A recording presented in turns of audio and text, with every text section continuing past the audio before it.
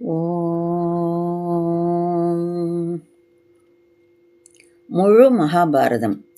திரு கிஷாரி மோகன் கங்குலி 1883 1894 ஆங்கிலத்தில் மொழிபெயர்த்த தி மகாபாரதா நூலின் தமிழாக்கம்.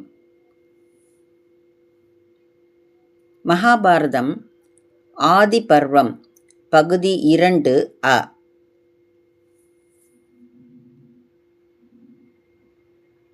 பதிவின் சுருக்கம். சமந்த பஞ்சகம் குறித்து முனிவர்கள் வினவுவது. சமந்த பஞ்சகம் உருவான வரலாற்றை சௌதி சொல்வது. பரசுராமர் க்ஷத்திரியர்களை கொன்றது. க்ஷத்திரியர்களின் இரத்தத்தால் உருவான ஏரி அக்ஷௌஹிணி என்பதற்கு விளக்கம். எவர் எவர் தலைமையில் போர் எத்தனை நாட்கள் நடந்ததென்ற விளக்கம். மகாபாரதத்தின் உட்கட்டமைப்பு எப்படி உப பர்வங்களாக பிரிந்திருக்கின்றன என்பதற்கான விளக்கம். உப பர்வங்களின் பெயர்களும் அதில் வரும் செய்திகளும். முதல் பர்வமான ஆதி பர்வத்தின் சுருக்கம். முனிவர்கள், ஓ சூதன் மகனே, நீர் குறிப்பிட்ட இடமான சமந்த பஞ்சகம் குருக்ஷேத்திரம் என்ற இடத்தை பற்றிய வரலாற்றை நாங்கள் முழுமையாக கேட்க விரும்புகிறோம் என்று கேட்டனர்.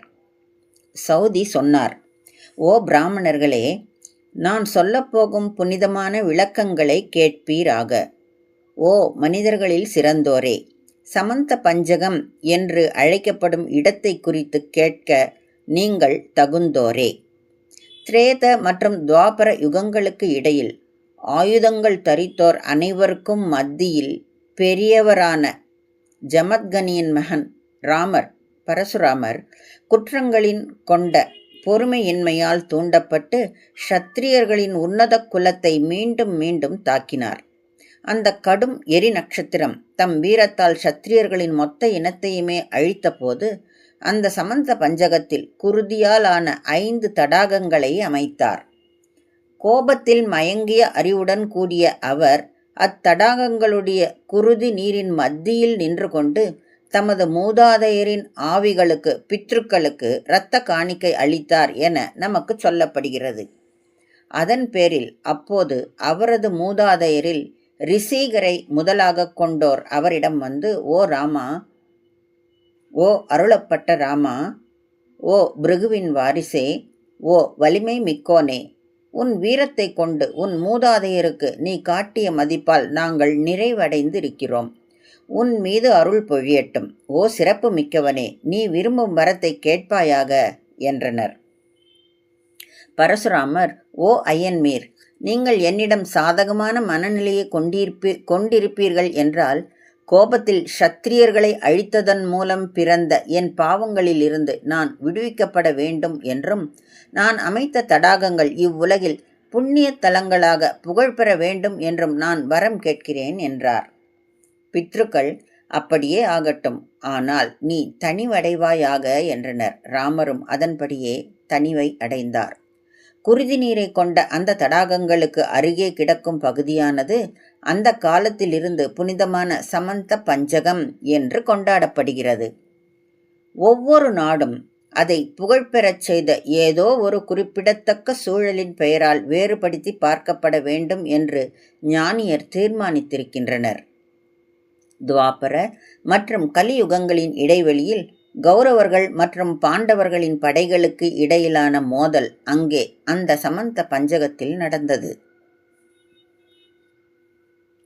எந்த வகையான முரட்டுத்தன்மையுமற்ற அந்த புனிதமான பகுதியில் போரிடும் ஆவலுடன் 18 அக்கௌஷினிகள் படை வீரர்கள் அங்கே திரண்டனர். ஓ பிராமணர்களே, அங்கே வந்த நிலையிலேயே அவர்கள் அனைவரும் அவ்விடத்தில் கொல்லப்பட்டனர். ஓ பிராமணர்களே, அந்த பகுதியின் பெயரும் புனிதமானதாக இனிமை நிறைந்ததாக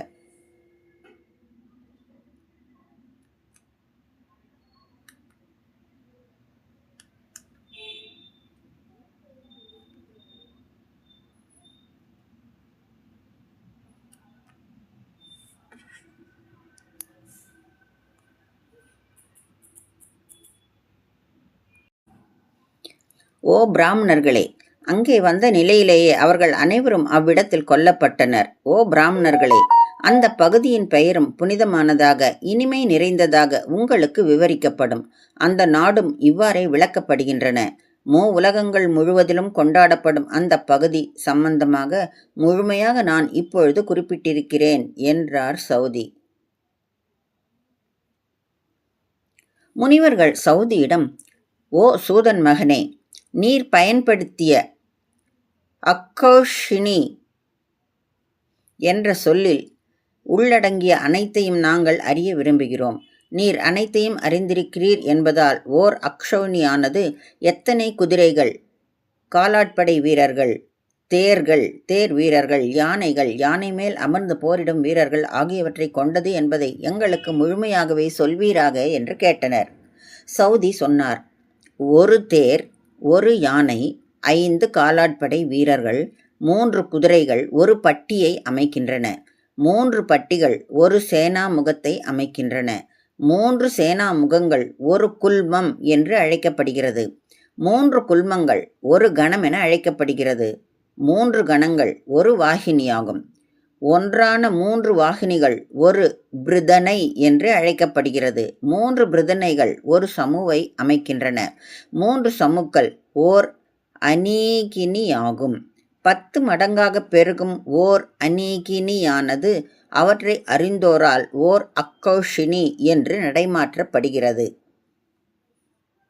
பிராமணர்களில் சிறந்தோரே, ஓர் அக்கௌஷினியில் உள்ள தேர்களின் எண்ணிக்கையானது 21,870 என்று எண் கணிப்பியலாளர்களால் கணிக்கப்படுகிறது. யானைகளின் அளவும் அதே எண்ணிக்கையிலேயே 21,870 உறுதிப்படுத்தப்பட வேண்டும். ஓ தூயோரே, காலாட்படை வீரர்களின் எண்ணிக்கையானது 109,350, 1,99,350 என்பதையும், குதிரைகளின் எண்ணிக்கையானது 65,610 என்பதையும் நீங்கள் அறிய வேண்டும். ஓ பிராமணர்களே, ஓர் அக்கௌஷினியின் எண்ணிக்கையானது என்னால் முழுமையாக விளக்கப்படுவதைப் போலவே எண்களின் கொள்கைகளை அறிந்தோராலும் சொல்லப்படுகிறது. ஓ பிராமணர்களில் சிறந்தோரே, இந்த கணக்கீட்டின்படியே கௌரவ மற்றும் பாண்டவ படையின் 18 அக்கௌஷினிகள் தொகுக்கப்பட்டிருந்தன. அற்புதம் நிறைந்த செயல்களைச் செய்யும் காலமானது அந்த இடத்தில் அவர்களை திரட்டி கௌரவர்களையே காரணமாக்கி அவர்கள் அனைவரையும் அழித்தது. ஆயுதங்களின் தேர்வை அறிந்தவரான பீஷ்மர் 10 நாட்களுக்கு போரிட்டார். கௌரவ வாகினிகளை துரோணர் 5 நாட்களுக்கு பாதுகாத்தார். பகைவரின் படைகளை துணையற்றவையாகச் செய்யும் கர்ணன் 2 நாட்களுக்கு போரிட்டான். சல்லியன் அரை நாள் போரிட்டான். அதன் பிறகு துரியோதனனுக்கும் பீமனுக்கும் இடையில் நடந்த கதாயுத மோதல் அரை நாள் நீடித்தது. அந்த நாளின் முடிவில் அஸ்வத்தாமனும் கிருபரும் ஆபத்து குறித்த எந்த எச்சரிக்கையும் இல்லாமல் இரவில் தூங்கிக் கொண்டிருந்த யுதிஷ்டிரனின் படையை அழித்தனர். ஓ சௌனகரே, உமது வேள்வியில் மீண்டும் சொல்லத் தொடங்கப்படுவதும் பாரதம் என்று அழைக்கப்படுவதுமான இந்த சிறந்த விளக்கமானது முன்பொரு சமயம் ஜனமேஜயனின் வேள்வியில் நுண்ணறிவு கொண்ட வியாசரின் சீடரால் வைசம்பாயனரால் மீண்டும் உரைக்கப்பட்டதாகும். இது பல்வேறு பகுதிகளாக பகுக்கப்பட்டிருக்கிறது. தொடக்கத்தில் பௌஷ்யம், பௌலோமம் மற்றும் ஆஸ்திக பர்வங்களில் வீரமும் புகழும் மிக்கவர்களான மன்னர்கள் முழுமையாக விளக்கப்பட்டிருக்கின்றனர். இது விளக்கம், மொழிநடை, பொருள் ஆகியவற்றை மாறுபட்டவையாகவும் அற்புதம் நிறைந்தவையாகவும் கொண்டிருக்கும் ஒரு படைப்பாகும். பல்வேறு நடைமுறைகள் மற்றும் சடங்குகளின் விவரங்களை இது கொண்டிருக்கிறது. இறுதி விடுதலையை விரும்பும் மனிதர்களால் வைராகியம் என்று அழைக்கப்படும் நிலையைப் போலவே இது ஞானியரால் ஏற்கப்படுகிறது. அறியப்பட வேண்டிய பொருள்களில் தன்னை சுயத்தை போலவும், அன்புக்குரிய பொருள்களின் மத்தியில் உயிரைப் போலவும் பிரம்ம அறிவை அடையும் வழிமுறைகளைச் சொல்லும் இந்த வரலாறானது, மகாபாரதமானது, சாத்திரங்கள் அனைத்திலும் முதன்மையானதாகும். பாதங்களின் மேலிருக்கும் உடலைப் போலவே இந்த வரலாற்றின் சார்பில்லாத எந்த கதையும் தற்போது இவ்வுலகில் இல்லை. நல்ல பரம்பரையில் வந்த ஆசான்கள் முன்னுரிமையை விரும்பும் பணியாட்களால் பணிவிடை செய்யப்படுவதைப் போலவே பாரதமும் புலவர்கள் அனைவராலும் பேணி காக்கப்படுகிறது. உலகம் தொடர்பான பல்வேறு அறிவு கிளைகள் மற்றும் வேதத்தில் உள்ளடங்கியிருக்கும் சொற்களானவை உயிரெழுத்துக்களையும் மெய் எழுத்துக்களையும் மட்டும் வெளிக்காட்டுவதைப் போலவே இந்த அற்புத வரலாறும் உயர்ந்த அறிவை மட்டுமே வெளிக்காட்டுகிறது. ஓ தவசிகளே, பெரும் அறிவை கொண்டிருப்பதும் வேதங்களின் உட்பொருளால் அலங்கரிக்கப்பட்டதும் நுட்பமான பொருள்கள் மற்றும் காரண காரியங்களின் தொடர்புகளைக் கொண்டதும் பாரதம் என்று அழைக்கப்படுவதுமான இந்த வரலாற்றின் பல்வேறு பிரிவுகள், பர்வங்கள் மற்றும் பகுதிகளின் அத்தியாயங்களின் திட்ட வரையறையை சுருக்கத்தை கேட்பீராக. முதல் பர்வம் அனுக்கிரமணிகம் என்று அழைக்கப்படுகிறது. இரண்டாவது சங்கிரகம், அடுத்து பௌஷ்யம், அதன் பிறகு பௌலோமம், ஆஸ்திகம், அடுத்து ஆதி வம்சவதரணம். அடுத்து வருவது அற்புதமான உணர்ச்சிகரமான சம்பவங்களை கொண்ட சம்பவம், ஜதுகிரகதாகம், அரக்கு மாளிகைக்கு நெருப்பு வைத்தல் என்பது அடுத்து வருவது. அடுத்து ஹிடிம்பவத பர்வம், இடும்பவதம். அதற்கடுத்து பகவத, பகாசுரன் வதம். அடுத்து சைத்ரரதம். அடுத்து திரௌபதியை தனது க்ஷத்திரிய திறமைகளால் அர்ஜுனன் வெல்லும் சுயம்பரம், பாஞ்சாலி தன் கணவனை தேர்ந்தெடுப்பது. அடுத்து வைவாகிகம், திருமணம். அடுத்து வருவது விதுராகமனம், விதுரனின் வருகை. ராஜ்ய லாபம், அரசை பெறுவது. அர்ஜுன வனவாசம், அர்ஜுனன் நாடு கடந்து செல்வது. அடுத்து சுபத்ராஹரணம், சுபத்திரை கடத்தப்படுவது. இதற்கெல்லாம் அடுத்து ஹரணாஹரிகம், காண்டவ தாகம், காண்டவ வன தகனம். மய தர்சனம், அசுர சிற்பி மயனை சந்தித்தல். அதற்கடுத்து வருவது சபாபர்வமாகும். மந்திரம், ஜராசந்தவதம், திக் விஜயம், தொடர்போர். திக் விஜயத்திற்கு அடுத்து ராஜசூயம், அர்க்காபிஹரணம், அர்க்கியம், திருட்டு. சிசுபால வதம், சிசுபாலன் கொல்லப்படுவது. இதற்கெல்லாம் அடுத்து தியூதம், சூதாடுதல். அனுதியூதம், சூதாட்ட தொடர்ச்சி. ஆரண்யகம், கிர்மீரவதம், கிரிமீரன் வதம். அர்ஜுனாபிகமனம், அர்ஜுனனின் பயணங்கள். கைராதி ஆகியன வருகின்றன. இறுதியாக அர்ஜுனனுக்கும் வேடன் உருவத்தில் இருந்த மகாதேவனுக்கும் இடையில் நடந்த போர். அதற்கடுத்து இந்திரலோகபிகமனம், இந்திரலோக பயணம். அடுத்து அறம் மற்றும் நற்பண்புகளின் புதையலும் மிகவும் சோகமானதுமான நொலோபாக்கியானம், நளனின் கதை. அடுத்து தீர்த்த யாத்ரா அல்லது விவேகிகளான குரு இளவரசர்களின் புனித பயணம். ஜடாசுரன் மரணம், ஜடாசுரவதம். யக்ஷர்களின் போர், யக்ஷ யுத்தம். அதன் பிறகு நிவாத கவசர்களுடனான போர். அஜகரம், மார்க்கண்டேய சமாஸ்யம், மார்க்கண்டேயரை சந்தித்தல். திரௌபதி சத்யபாமா சந்திப்பு. கோஷ யாத்திரை, மிருகஸ்வப்னம், மானின் கனவு, மிருகஸ்வப்னம், மானின் கனவு. வருகதாரண்யகம் மற்றும் ஐந்திரத்ரும்னம், இந்திரத்யும்னோபாக்கியானம். திரௌபதி ஹரணம், திரௌபதி அபகரிப்பு. ஜெயத்ரதா விமோக்ஷனம், ஜெயத்ரதன் விடுதலை. அடுத்து வருவது கற்புக்கரசி சாவித்திரியின் கதை, பதிவிரதா மாஹாத்மியம். அதன் பிறகு ராமனின் கதை, ராமோபாக்கியானம். அடுத்த பர்வம் குண்டலாஹரணம், காதணி திருட்டு என்று அழைக்கப்படும். அதற்கடுத்து ஆரண்யம், அதற்கடுத்து வைராடம். அதன் பிறகு பாண்டவர்களின் உறுதிமொழி நுழைவும் அவர்கள் அதை நிறைவேற்றுவதும். பாண்டவர்கள் செய்திருந்த ஒப்பந்தப்படி 1 வருட தலைமறைவு வாழ்க்கை, பாண்டவ பிரவேசம். பிறகு கீச்சகர்களின் அழிவு. அதன் பிறகு விராடகத்திலிருந்து பசுக்களை கடத்த கௌரவர்களால் செய்யப்பட்ட முயற்சி. அதற்கடுத்து வருவது விராடனின் மகளுடன் அபிமன்யு திருமணம் என்று அழைக்கப்படுகிறது. அதன் பிறகு நீங்கள் அவசியம் அறிந்து கொள்ள வேண்டிய உத்தியோகம் என்று அழைக்கப்படும் மிக அற்புதமான பர்வம். அதன் பிறகு சஞ்சயானம், சஞ்சயனின் வருகை. அதற்கடுத்து வருவது பிரஜாகரம், திருதராஷ்டிரரின் தூக்கமின்மை. அடுத்து ஆன்ம தத்துவங்களின் புதிர்களை கொண்ட சனத் சுஜாதீயம். அடுத்து யானசந்தி. அதற்கடுத்து கிருஷ்ணனின் வருகை, பகவத் தியானம். அதன் பிறகு மாதலியின் கதை. அடுத்து காலவர். அதன் பிறகு சாவித்ரி, சாவித்ரியோபாக்கியானம். வாமதேவர், வாமதேவோபாக்கியானம்.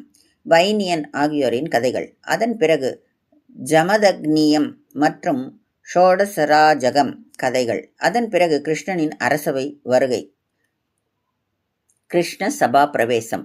அதன் பிறகு விதுல புத்திர சாசனம். அதன் பிறகு படைகளை திரட்டலும் சேதனின் கதை. அதன் பின் நீங்கள் அறிந்து கொள்ள வேண்டியது உயர் பிறப்பாளன் கர்ணனின் சச்சரவு வாக்குவாதம். அதன் பிறகு இருதரப்பு படைகளின் அணிவகுப்பு. அடுத்து ரதி மற்றும் அதிரதர்களின் எண்ணிக்கையை பட்டியலிடுவது. அடுத்து பாண்டவர்களின் கோபத்தை தூண்டும் உலூகனின் தூது. அடுத்து வருவது நீங்கள் அவசியம் அறிய வேண்டிய அம்பையின் கதை. அடுத்து பீஷ்மர் படைத்தலைவராக நியமிக்கப்பட்ட உணர்ச்சிகரமான கதை. அதற்கடுத்து தனிப்பட்ட தன்மையுடன் கூடிய ஜம்பு என்ற பகுதி, ஜம்புத்வீபம், பூமியில் உண்டான கதை, ஜம்புத்வீப நிர்மாணம். அடுத்து தீவுகளின் அமைப்பை குறித்த பூமி பர்வம். அதன் பிறகு பகவத்கீதை வருகிறது. பிறகு பீஷ்மரின் மரணம், பீஷ்மவதம், துரோணர் படைத்தலைமையில் நிறுவப்படுவது, துரோணாபிஷேகம். பிறகு சம்சப்தகர்களின் அழிவு. பிறகு அபிமன்யுவின் மரணம். பிறகு அர்ஜுனன் ஜெயத்ரதனை கொல்வதாக உறுதிமொழி ஏற்பது. அதன் பிறகு ஜெயத்ரதன் மரணம். பிறகு கடோத்கஜனின் மரணம். அதன் பிறகு நீங்கள் அறிந்து கொள்ள வேண்டிய கதையானது யாரும் எதிர்பாராத துரோணரின் திடீர் மரணமாகும், துரோணவதம். அதற்கடுத்து வருவது நாராயணம் என்று அழைக்கப்பட்ட ஆயுதத்தை வெளிப்படுத்துவது, நாராயணஸ்திர மோக்ஷம். அதன் பிறகு கர்ணன் மற்றும் சல்லியன் ஆகியோரின் மறைவு என்பதை நீங்கள் அறிவீர்கள். அதன் பிறகு துரியோதனன் தடாகத்திற்குள் மூழ்குவது. பிறகு பீமனுக்கும் துரியோதனனுக்கும் இடையில் நடந்த கதாயுத மோதல். அதன் பிறகு சரஸ்வதம் மற்றும் புண்ணிய தலங்களின் வர்ணனை. பிறகு குல வரலாறு குறித்த வர்ணனை. அதன் பிறகு கௌரவர்களின் கௌரவத்திற்கு இழிவு நிறைந்த சம்பவங்களை விளக்கும் சௌப்திக பர்வம். அடுத்து பயங்கர நிகழ்வுகளை கொண்ட ஐஷீக பர்வம். அடுத்து ஜல பிரதானிக்கம், முன்னோர்களுக்கு நீர் காணிக்கை, அஞ்சலி. பிறகு பெண்களின் அழுகை. அதன் பிறகு கொல்லப்பட்டவர்களான கௌரவர்களுக்கு செய்யப்பட்ட இறுதி சடங்குகளை விளக்கும் ஸ்ரார்த்தம் என்று அழைக்கப்பட்டதை அறிய வேண்டும். அதன் பிறகு யுதிஷ்டிரனை ஏமாற்றுவதற்காக ஒரு பிராமணன் வடிவத்தை ஏற்று வந்த ராட்சசன் சார்வாகனின் அழிவு. பிறகு ஞானியான யுதிஷ்டிரனின் பட்டமேற்பு. அடுத்து கிரக விபாகம் என்று அழைக்கப்படுகிறது. அடுத்து வருவது சாந்தி. அதற்கடுத்து ராஜ தர்மானுசாசனம். அதன் பிறகு ஆப தர்மம். பிறகு மோக்ஷ தர்மம். அடுத்து பின்தொடர்ந்து வருவன சுகப்பிரசனாவிகமனம், பிரம்ம பிரிசனனுசாசனம், துர்வாசரின் தோற்றம், அவரின் பிறப்பு, மயனுடன் விவாதம் ஆகியனவாகும். அதன் பிறகு வருவது ஆனுசாசனிகம் என்று அறியப்பட வேண்டும். பிறகு பீஷ்மர் சொர்க்கத்திற்கு உயர்வது. அதன் பிறகு பாவங்கள் அனைத்தையும் அழிக்கும் அஸ்வமேத யாகம். அதன் பிறகு ஆன்ம தத்துவ வார்த்தைகளை கொண்ட அணுகீதை என்று அறியப்பட வேண்டும். அதன் பின் தொடர்வன ஆசிரம வாசம், இறந்து போன தங்கள் மக்களின் ஆவியை காணும் புத்திர தர்சனம் மற்றும் நாரதர் வருகை. அடுத்து பயங்கரமான கொடிய நிகழ்வுகளை கொண்ட மௌசலம் என்று அழைக்கப்படுகிறது. அடுத்து வருவது மகா பிரஸ்தானிகம் மற்றும் சொர்க்கத்திற்கு உயர்வது. அதன் பிறகு வருவது கில வம்சம் என்று அழைக்கப்படும் புராணமாகும், ஹரிவம்சம். இறுதியில் விஷ்ணு பர்வம், விஷ்ணுவின் கேளிக்கைகள், குழந்தையாக அவன் செய்த அருஞ்செயல்கள், கம்சனின் அழிவு ஆகியன இருக்கின்றன. இறுதியிலும் இறுதியாக எதிர்காலத்தை குறித்த வருவன உரைத்தல், தீர்க்க தரிசனங்கள் அடங்கிய அற்புதங்கள் நிறைந்த பவிஷ்ய பர்வம் இருக்கிறது என்றார் சௌதி. உயர் ஆன்மா கொண்ட வியாசரால் இயற்றப்பட்ட இந்த 100 பர்வங்களில் மேற்கண்டவை சுருக்கம் மட்டுமே. அவற்றை 18ஆக பிரித்த சூதன் மகன் சௌதி அதனை தொடர்ந்து நைமிசக்காட்டில் பின்வருமாறு உரைத்தார். இங்கே சொல்லப்பட்டுள்ள உபபர்வங்களின் எண்ணிக்கை 100க்கும் மேல் இருக்கின்றன. ஆதி பர்வத்தில் பௌஷ்யம், பௌலோமம், ஆஸ்தீகம்,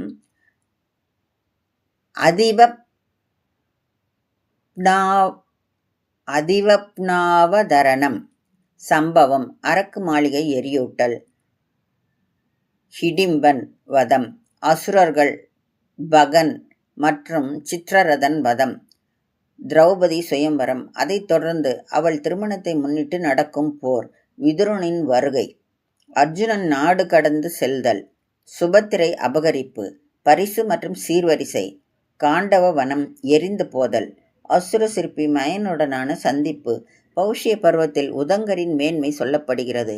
பௌலமத்தில் பிருகுமைந்தர்களின் மேன்மை சொல்லப்படுகிறது. ஆஸ்திக பருவத்தில் கருடன் மற்றும் நாகங்களின் பிறப்பு, ஆழி கடைதல், பார்க்கடல் கடைதல், தெய்வீக குதிரை உச்சைசிரவசின் பிறப்பு, ஜனமேஜயனின் நாக வேள்வியில் விவரிக்கப்படும் பரதனின் பரம்பரை ஆகியன. சம்பவ பருவத்தில் பல மன்னர்கள், வீரர்கள் மற்றும் கிருஷ்ண துவைபாயனரின் பிறப்பு, தேவர்களின் பாதி அவதாரங்கள், தானவர்கள் மற்றும் பெரும் ஆற்றலை கொண்ட யக்ஷர்கள், பாம்புகள், கந்தர்வர்கள், பறவைகள் மற்றும் அனைத்து உயிரினங்களின் பிறப்பு. அடுத்து மன்னன் பரதனின் வரலாறு, அவனது பெயரால் உண்டான பரம்பரை, கண்வரின் ஆசிரமத்தில் சகுந்தலைக்கு மகனாக பரதன் பிறப்பு ஆகியவை வருகின்றன. மேலும் இந்த பருவத்தில் பாகீரதி நதியின் பெருமை, சந்தனுவின் இல்லத்தில் வசுக்களின் பிறப்பும் அவர்கள் சொர்க்கத்திற்கு உயர்வது ஆகியன சொல்லப்படுகின்றன. மேலும் இந்த பருவத்தில் மற்ற வசுக்களின் சக்தி பகுதிகளை தன்னுள் அடக்கி பிறக்கும் பீஷ்மரின் பிறப்பு, அரசை துரத்தல் மற்றும் அவர் பிரம்மச்சரியம் கொள்வது, ஏற்ற நோன்புகளில் அவருக்கு இருந்த உறுதி, சித்திராங்கதனை பாதுகாப்பது, அவனது மறைவிற்கு பிறகு விசித்திர வீரியனை பாதுகாப்பது, அவனை அரியணையில் அமர்த்துவது, தர்மதேவன் ஆணி மாண்டவியரின் சாபம் பெற்றதால் மனிதனாக விதுரனாக பிறப்பது, வியாசர் மூலம் திருதராஷ்டிரன் மற்றும் பாண்டுவின் பிறப்பு, பாண்டவர்களின் பிறப்பு, துரியோதனின் திட்டத்தால் பாண்டவர்கள் வாரணாவதம் செல்வது, பாண்டவர்கள் குறித்து திருதராஷ்டிரன் மகன்கள் செய்த தீய ஆலோசனைகள் சொல்லப்படுகின்றன.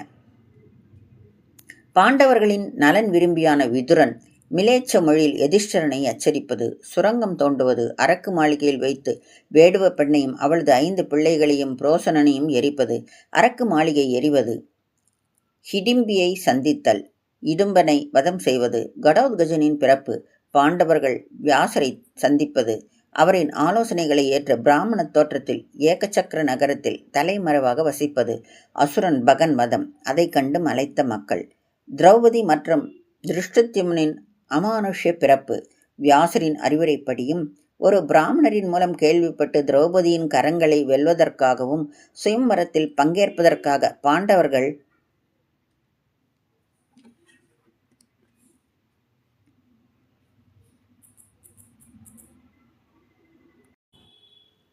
திரௌபதி மற்றும் திருஷ்டத்யும்னின் அமானுஷ்ய பிறப்பு, வியாசரின் அறிவுரைப்படியும் ஒரு பிராமணரின் மூலம் கேள்விப்பட்டு திரௌபதியின் கரங்களை வெல்வதற்காகவும் சுயம்வரத்தில் பங்கேற்பதற்காக பாண்டவர்கள் பாஞ்சாலம் செல்ல தீர்மானிப்பது, பாகீரதி நதிக்கரையில் அங்காரபர்ணன் என்ற கந்தர்வனிடம் அர்ஜுனனின் வெற்றி, தங்கள் எதிராளியிடம் நட்பு கொள்வது, கந்தர்வன் தபதி, வசிஷ்டர் மற்றும் அவுர்வாவின் வரலாறுகள் சொல்லப்படுகின்றன.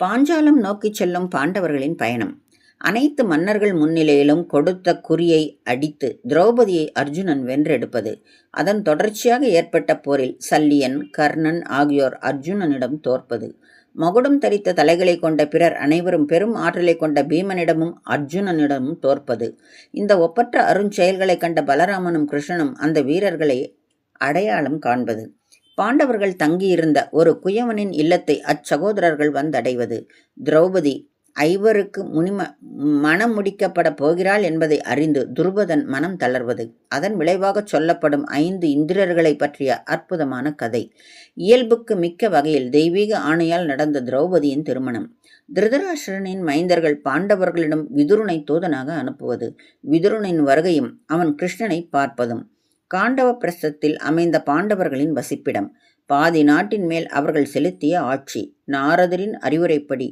கிருஷ்ணையுடன் திரௌபதியுடன் உறவு கொள்ளும் முறைகளை பாண்டவர்கள் நிர்ணயித்துக் கொள்வது, இதற்காக சுந்தன் உபசுந்தன் வரலாறு சொல்லப்படுகிறது.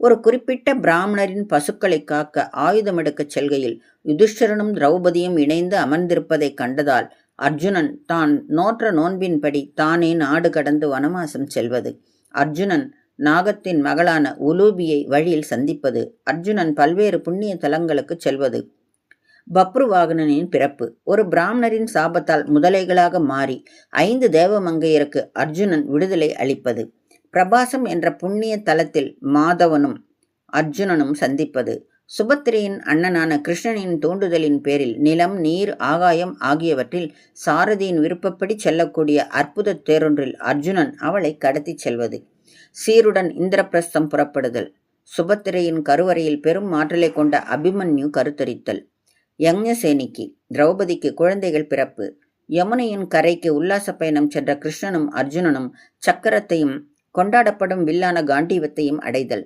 காண்டவவனம் எரித்தல், அர்ஜுனனால் மயன் காப்பாற்றப்படுதல் மற்றும் பாம்பு தப்பித்தல். பறவையான சாரங்கியின் கருவறையில் முனிவர் மந்தபாலர் தன் மகனை பெறுதல் ஆகியன இருக்கின்றன. இந்த பருவமானது 227 அதிகாரங்களை கொண்டதாக வியாசரால் பிரிக்கப்பட்டுள்ளது. 227 அதிகாரங்களில் 8884 பாடல்கள் உள்ளன. கங்குலியின் இந்த மொழிபெயர்ப்பில் ஆதி பருவத்தில் மட்டும் மொத்தம் 236 பகுதிகள் இருக்கின்றன. கும்பகோணம் பதிப்பில் 227 அத்தியாயங்களும் அவற்றில் 8984 ஸ்லோகங்களும் சொல்லப்பட்டன என்று இருக்கிறது. மீண்டும் அடுத்த பதிவில் சந்திப்போம். நன்றி, வணக்கம்.